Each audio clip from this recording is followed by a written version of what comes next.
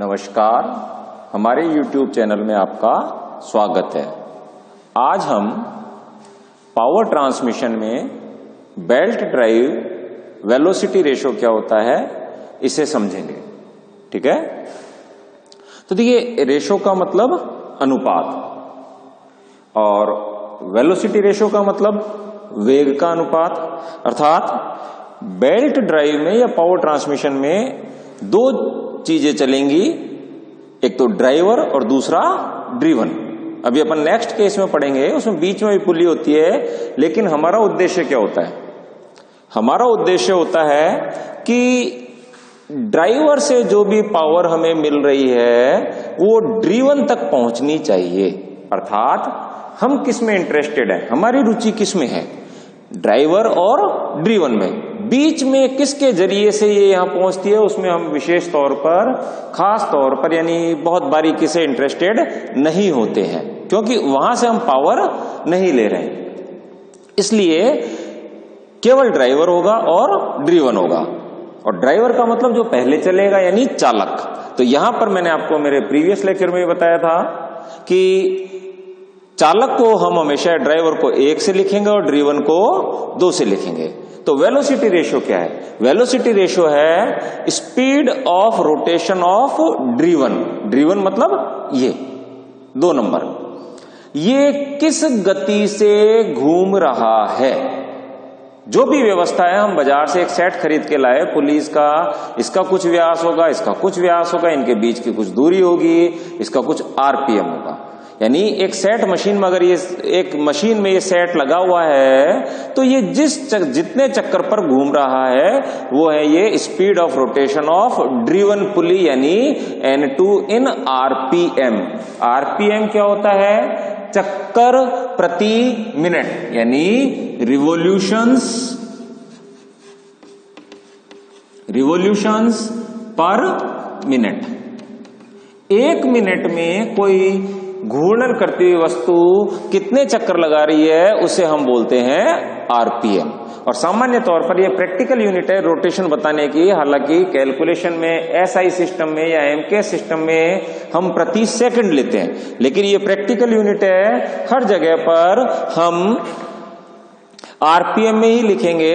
तो ये क्लियर है, ये किसके चक्रों की संख्या है? ड्रिवन पुली की।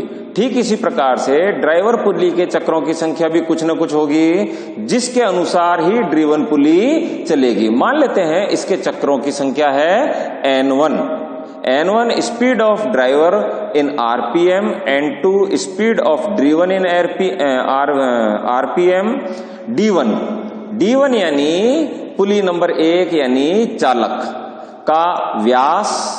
ठीक है, मीटर में। क्लियर है चीज? ये क्या होगा? मीटर में होगा। हालांकि यहां पर मीटर, सेंटीमीटर, मिलीमीटर कोई मायने नहीं रखता है, क्योंकि अंत में जाके ये अनुपात आएगा, तो दोनों एक ही मात्रक में होने चाहिए। फिर भी हम एक प्रैक्टिस बना ले, अपनी एक आदत बना ले कि सभी यूनिट स्टैंडर्ड सिस्टम में ही रखेंगे। स्टैंडर्ड सिस्टम अपने कौन सा है? एसआई सिस्टम, जिसमें लंबाई को हम मीटर में नापते हैं। टी क्या है? D1 इसका व्यास है, D2 इसका व्यास है, और T क्या है? Belt thickness. अर्थात ये तो मैंने चित्र में एक लाइन से दिखाई है, वास्तविकता में बेल्ट की कुछ न कुछ मोटाई होती है, जो मैं यहां बना देता हूं। इस प्रकार से बेल्ट की कुछ न कुछ मोटाई होगी। इस मोटाई की एक बेल्ट है, यानी इसकी मोटाई कितनी है? इसकी मोटाई है T। ये इसकी बेल्ट की थिकनेस है। क्लियर है चीज?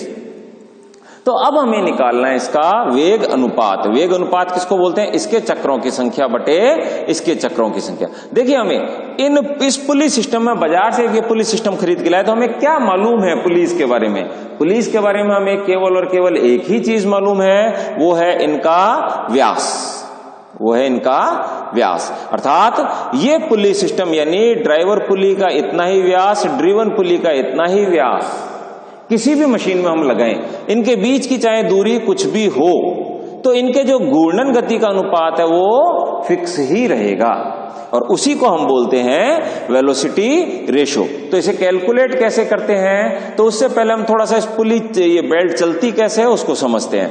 तो उसको देखिए मैं कई बार समझाऊंगा, पहले भी समझा चुका हूं कि पहले कौन चलेगा, ड्राइवर पुली चलेगी, फिर ड्राइवर पुली के साथ घर्षण के कारण बेल्ट चलेगी, बेल्ट इसके ऊपर पहले चलने की कोशिश करेगी तो घर्षण के कारण पुली नंबर 2 भी चलेगी। और ये कौन सा सिस्टम है, ओपन बेल्ट सिस्टम। ठीक है, ओपन बेल्ट सिस्टम में दोनों की डायरेक्शन ऑफ रोटेशन सेम होती है। अब यहां पर कि कुछ कंडीशंस होती हैं, हम आदर्श परिस्थितियां मानकर चलते हैं। आदर्श परिस्थिति क्या होती है बेल्ट ड्राइव में, कि बेल्ट जो है वो पुली के सापेक्ष फिसलती नहीं है, स्लिप नहीं होता। जैसे अपने कई बार अपन बोलते हैं कि पट्टा या बेल्ट स्लिप मार रही है, तो स्लिप मार रही का मतलब क्या है कि ड्राइवर पुली तो घूम रही है लेकिन जिस गति से बेल्ट चलनी चाहिए उस गति से नहीं चल पा रही। इसे डिटेल में हम पढ़ेंगे, स्लिप जब पढ़ेंगे उस समय। इसका मतलब इनमें फिसलन है, यानी घर्षण पर्याप्त नहीं है। लेकिन आदर्श परिस्थिति में हम क्या मानते हैं, देयर इज नो स्लिप, किसी भी प्रकार की फिसलन या बेल्ट और पुली के बीच में सापेक्ष गति नहीं है, दोनों में, ड्राइवर में भी और ड्रिवन में भी। And the belt is in elastic, यानी बेल्ट जो है वो प्रत्यास्थ नहीं है, अर्थात बेल्ट की लंबाई में परिवर्तन नहीं होता है। ये इसकी आदर्श परिस्थिति हमने मानी। तो क्या होगा, देखिए तो क्या होगा कि अब आप ध्यान से समझिएगा इसको, कि मान लेते हैं ये कुछ चलती है। जब ये कुछ चलेगी इसका मतलब देखिए बेल्ट स्लिप का मतलब क्या है, इसको थोड़ा सा समझ लेते हैं। ये पुली है, मान लेते हैं ये पुली है और ये इसके ऊपर बेल्ट है, ये उसके ऊपर बेल्ट है। मान लेते हैं मैंने बेल्ट पर एक निशान यहां लगाया और पुली पर भी इसके सीध में एक निशान यहां लगाया। ये निशान है मान लेते हैं 1 और ये निशान है B। अब देखिए यदि स्लिप नहीं होगा, बेल्ट पुली चल रही है, ये ड्राइवर पुली मान लेते हैं, पुली चल रही है तो पुली के साथ साथ बेल्ट भी चलेगी। B निशान किस पर है, बेल्ट पर, और पेन से या किसी भी इंक से हमने किसी भी कलर से निशान लगा दिए। और ये निशान किस पर है, 1 नंबर का निशान, ये तीर है पुली पर, बिल्कुल एक सीध में है। अब जब ये पुली चलेगी तो ये दोनों निशान साथ साथ चलेंगे। तब अगर ये साथ साथ चलते तो हम क्या कहेंगे कि स्लिप या फिसलन नहीं है। और अंतिम बिंदु पर आकर, अंतिम बिंदु तक बिल्कुल एक सीध में रहेंगे यदि शर्त क्या है, देयर इज नो स्लिप। इसके बाद में बेल्ट पर जो निशान है वो तो इस साइड में चलेगा और पुली का निशान इधर चलेगा, चलते रहेंगे लगातार ऐसे, अगर स्लिप नहीं है। ये की यही चीज होगी ड्रिवन पुली पर। ठीक है, तो अब यहां पर देखिए, मान लेते हैं कि बेल्ट यहां से, ये पुली यहां से यहां तक निशान आया और इस परिधि को यदि मैं नापता हूं, इस परिधि को मैं नापता हूं, मान लेते हैं ये आता है 20 सेंटीमीटर। कितना है ये परिधि, ये जो गोलाई लिए हुए वृत्ताकार जो परिधि है, इसको सीधा नहीं वृत्ताकार परिधि को नापा, कितना आया 20 सेंटीमीटर। इसका मतलब ये बेल्ट वाला निशान भी यहां से यहां तक कितना चला, अगर स्लिप नहीं है तो 20 सेंटीमीटर। ठीक है, अगर स्लिप होता तो ये यहां से यहां 20 कह लीजिए, चाहे यहां से यहां 20 कह लीजिए, जितना ये चला है पुली वाला निशान उतना ही बेल्ट वाला निशान भी चलेगा। लेकिन अगर स्लिप होता और ये 20 चलता तो ये कितना चलता, B वाला यानी बेल्ट पर लगा हुआ निशान क्या 20 चलता अगर स्लिप है तो, या उससे कम मान लेते 18 चलता, या उससे ज्यादा मान लेते 22 चलता, कितना चलता। बिल्कुल क्लियर है, पहले कौन चल रहा है, ड्राइवर। तो ड्राइवर यदि 20 चला और स्लिप है तो बेल्ट ड्राइवर पर उससे कम ही चलेगी। ठीक है, अर्थात ये निशान इससे पीछे रह जाएगा। कितना, ये 20 चला और ये 18 चला तो 2 सेंटीमीटर पीछे रह गया। तब तो अपन क्या कहेंगे, स्लिप है। ठीक ऐसे ही ड्रिवन में इसका उल्टा हो जाएगा।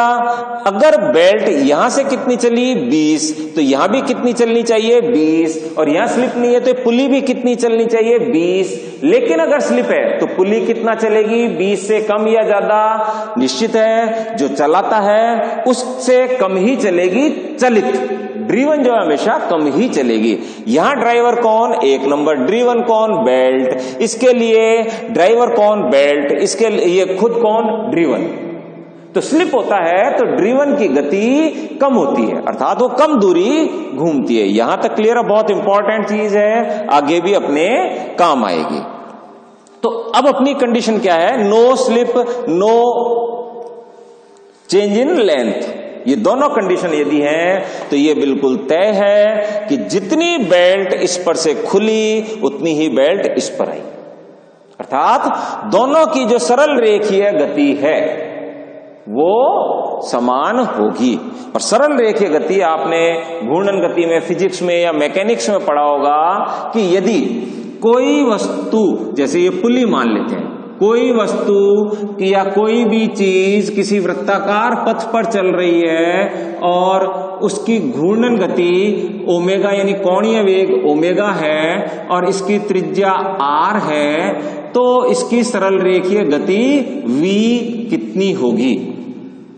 तो हम जानते हैं सरल रेखीय गति v का सूत्र होता है ओमेगा आर। ओमेगा यहां पर क्या है, कोणीय वेग, यानी ये जो चीज है प्रति सेकंड कितने कोण से घूम रही है, ठीक है।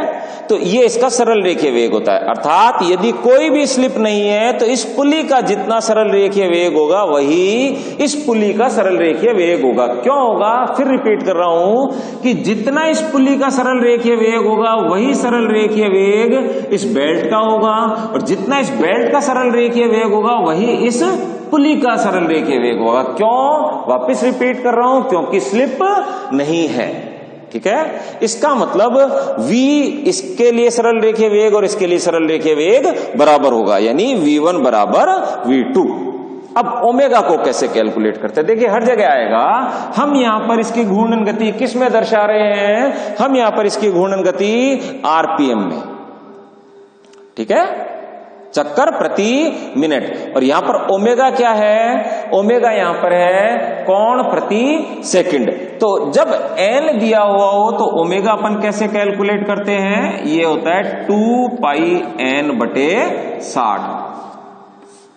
अगले लेक्चर में मैं एक्सप्लेन करूंगा ये कैसे आया। n यहां पर इसका आरपीएम यानी प्रति सेकंड कितने चक्कर लगा रहा है, सॉरी प्रति मिनट कितने चक्कर लगा रहा है n, तो उसको हमने सेकंड में कन्वर्ट किया तो 60 से डिवाइड किया, क्योंकि ये मिनट में है, अब ये सेकंड में हो गया। फिर एक चक्कर में कितना एंगल होता है, 2 पाई। जब एक चक्कर लगाते हैं तो 360 डिग्री, रेडियन में उसको बदलते हैं तो वो कितना हो जाता है, 2 पाई। तो इस प्रकार से ये क्या आ गया, इसका कोणीय वेग, अर्थात ओमेगा की जगह हम क्या रखेंगे, 2 पाई n अपॉन 60। यहां तक क्लियर है। तो जब 2 पाई n अपॉन 60 रखेंगे तो ये क्या हो जाता है, v इज इक्वल टू हो जाता है, देखिए ओमेगा की जगह 2 पाई n अपॉन 60 इंटू आर।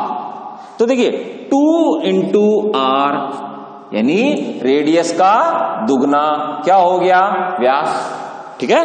तो यहां पर ये क्या हो जाएगा, मैं इसको ये या तो ये कह लीजिए मीटर प्रति मिनट में आ गया, मैंने 60 से डिवाइड नहीं किया है, 60 से दोनों तरफ डिवाइड करेंगे सेकंड में हो जाएगा। तो इस प्रकार से ये यहां पर हो गया 2 इंटू आर, तो हो गया डी पाई और ये आरपीएम। तो ये क्या हुआ, ये ड्राइवर की गति सरल रेखीय गति, ये ड्रीवन की सरल रेखीय गति। अब देखिए यहां पर मैंने बेल्ट थिकनेस भी दिखाई है। तो होता क्या है, जब हम बेल्ट थिकनेस, सामान्य तौर पर हम बेल्ट थिकनेस को कंसीडर नहीं करते, ध्यान में नहीं रखते, क्योंकि बेल्ट की, फ्लैट बेल्ट की थिकनेस इतनी नहीं होती। लेकिन फिर भी मान लेते हैं कि बेल्ट की थिकनेस होती, जो मैंने यहां पर दिखाई है t।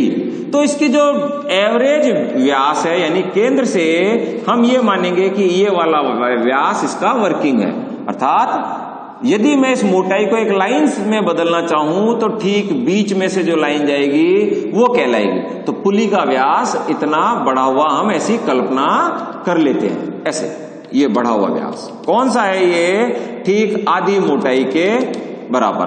तो ये कितना हुआ t/2, ये कितना हुआ t/2, ये कितना हुआ t/2, ये कितना हुआ t/2, अर्थात व्यास कितना हो गया, इसका व्यास कितना d1, t/2 ये और t/2 ये। अर्थात अगर मैं प्रभावी इसका यदि मोटाई को मैं ध्यान में रखता हूं तो प्रभावी व्यास इफेक्टिव डायमीटर कितना हो जाएगा, ये पुली का व्यास प्लस आधी मोटाई ये और आधी मोटाई ये, अर्थात पुली का व्यास प्लस टी। इसलिए मैंने यहां पर लिखा है प्लस टी, बेल्ट थिकनेस। अब मैंने बताया वेलोसिटी रेशियो क्या होता है, N2/N1। तो N2/N1, इससे इधर भाग दे दिया, N2/N1 आ गया, तो ये नीचे आ जाएगा, तो D1/D2 आ गया। तो ये हो गया वेग अनुपात। ठीक है, वेग अनुपात। अच्छा, ये वेग अनुपात अपन किसके लिए निकाल रहे हैं, देखिए यहाँ कितनी शाफ्ट है या कितनी पुली है, 2 ही पुली है। मैंने मेरे प्रीवियस लेक्चर में बताया था कि बीच में और भी पुली हो सकती है, जिसे हम इंटरमीडिएट पुली कहते हैं, और वो कंपाउंड पुली होती है, वो अभी अपन उसके लिए भी हम वेलोसिटी रेशियो ज्ञात करेंगे। यहां पर ये केवल और केवल किसके लिए है, 2 पुली है, बीच में इंटरमीडिएट पुली नहीं है। और यदि मैं इस थिकनेस को व्यास की तुलना में, पुली के व्यास की तुलना में यदि बेल्ट की थिकनेस कम है तो मैं इसको अवॉइड कर सकता हूं, इसको नेग्लेक्ट कर सकता हूं, नगण्य मान सकता हूं, तो D1/D2 आ जाएगा। अब यहां पर देखिए बिल्कुल आसान है कि वेग अनुपात क्या होता है। वेग अनुपात यानी ये कह लीजिए दोनों पुली, ड्राइवर और ड्रीवन, उल्टा भी हो सकता है, ये ड्राइवर हो सकती है तो ये ड्रीवन हो सकता है, यानी पुली के चक्रों की संख्या का अनुपात उनके व्यास के अनुपात का व्युत्क्रमानुपाती या उल्टा होता है। यहां उल्टा का मतलब क्या है, ये N2/N1 है तो यहां D1/D2 है। यहां तक मैं समझता हूं आपको क्लियर होना चाहिए।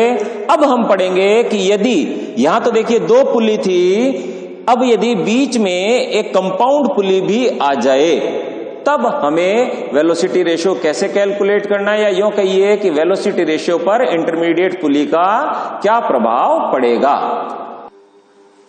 अब हम देखते हैं कि यदि हम इंटरमीडिएट पुली यूज करते हैं, ठीक है, तो वेलोसिटी रेशियो पर क्या प्रभाव पड़ता है या वेलोसिटी रेशियो क्या होता है।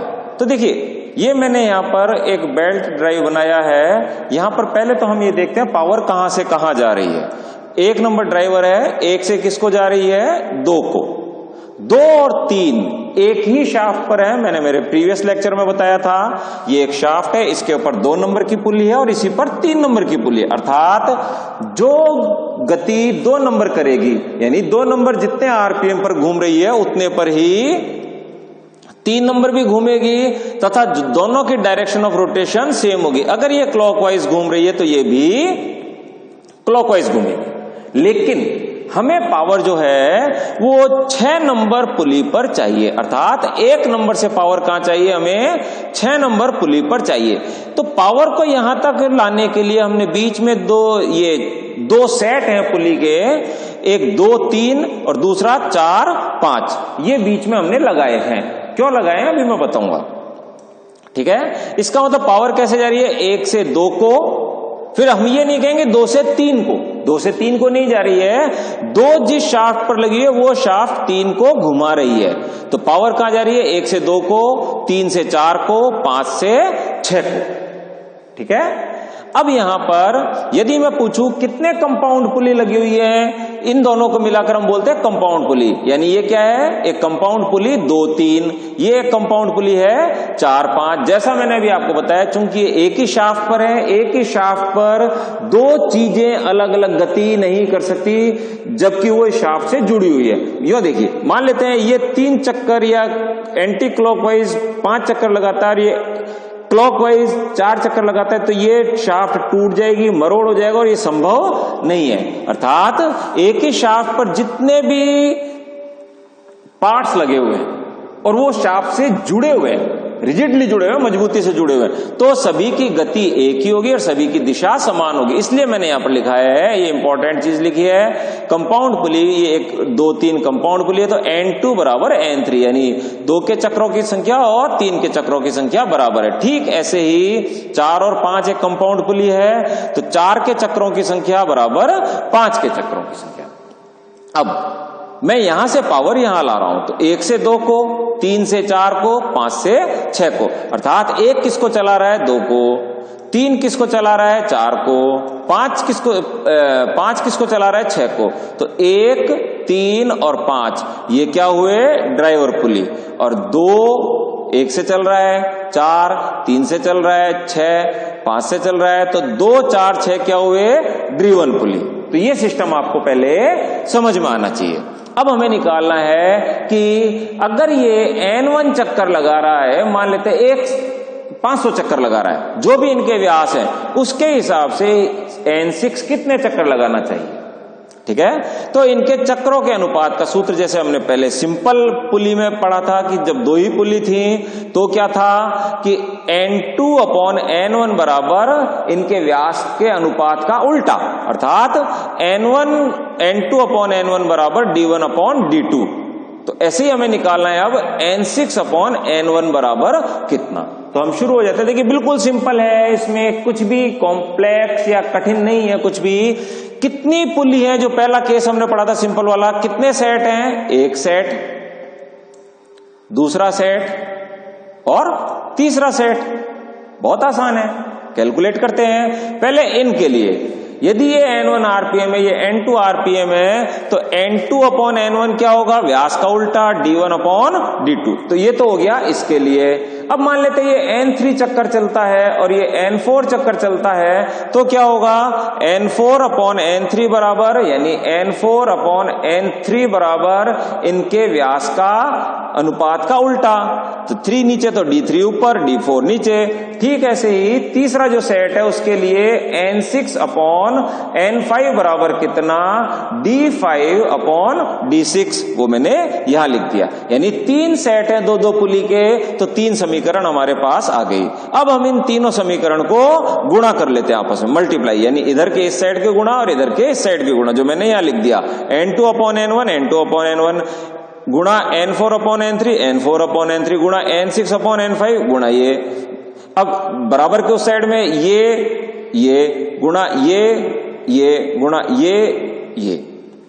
क्लियर है चीज। लेकिन N2 बराबर N3, ठीक है, N2 और N3 बराबर हैं क्योंकि ये कंपाउंड पुली है, चक्रों की संख्या समान होगी। तो N3 और N2 कट गया। ठीक ऐसे ही N4 और N5 बराबर हैं, ये कट गया। तो क्या बचा, N6 अपॉन N1। क्या बचा, N6 अपॉन N1। तो N6 अपॉन N1 बराबर क्या आया, D1 upon D2, D3 upon D4, D5 upon D6। तो देखिए नीचे क्या है, 1 का मतलब विषम संख्या, 1 का मतलब विषम संख्या। नीचे क्या है, 1, और ऊपर क्या है, आखिरी 6। तो पुली हमेशा सम संख्या में ही होंगी। यदि मैं ये कहता हूं कि केवल एक ही इंटरमीडिएट पुली है, तो देखिए 1 2 3 4 सम संख्या। अगर कुछ भी नहीं है इंटरमीडिएट, तो केवल 1 और 2, यानी पुली हमेशा सम संख्या में होंगी।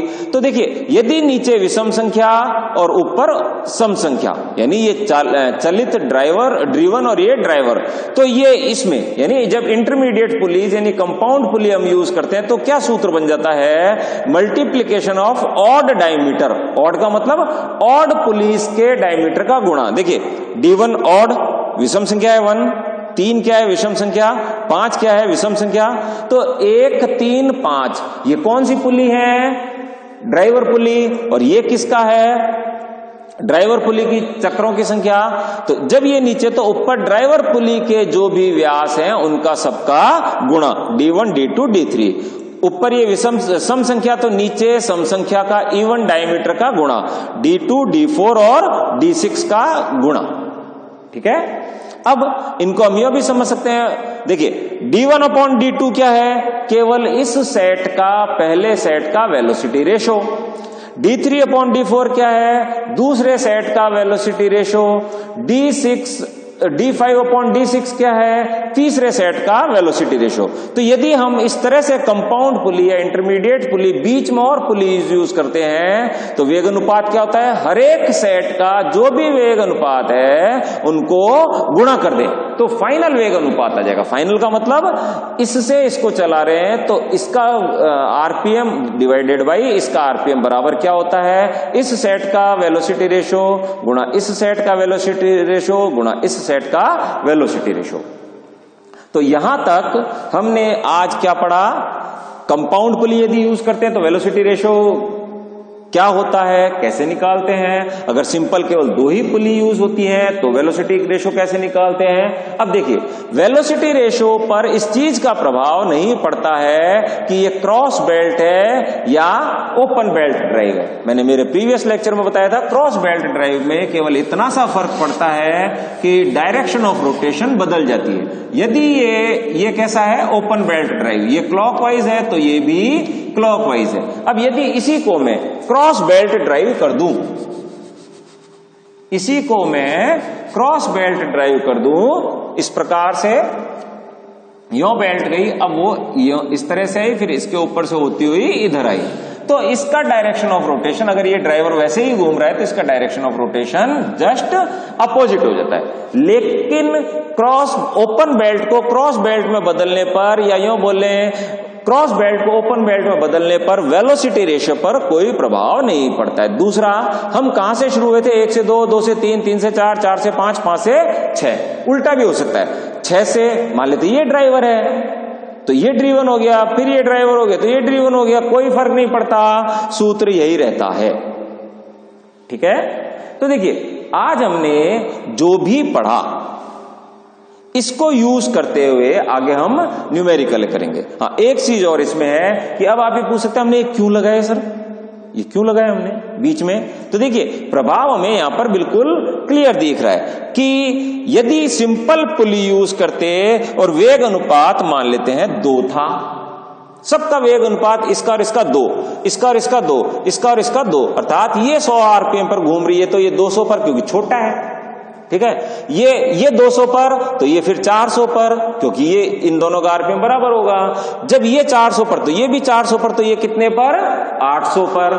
ठीक है, इसका मतलब ये कैसे हुआ था, देखिए 100 आरपीएम तो ये कितना 200 आरपीएम, तो ये कितना 200 आरपीएम, तो ये कितना, सबका वेलोसिटी रेशियो मैं बोल रहा हूं कितना है 2, यानी गति दुगनी हो जाती है हर बार। तो यहां से 200 का ये कितना हो गया 400, तो फिर इसका भी कितना हुआ 400 क्योंकि कंपाउंड पुली है, तो फिर इसका दुगना या कितना हो गया 800। तो अब बताइए वेग अनुपात हम किस में रुचि रख रहे थे, 6 और 1 में। वेग अनुपात कितना हो गया 8 गुना, कितना हो गया 8 गुना।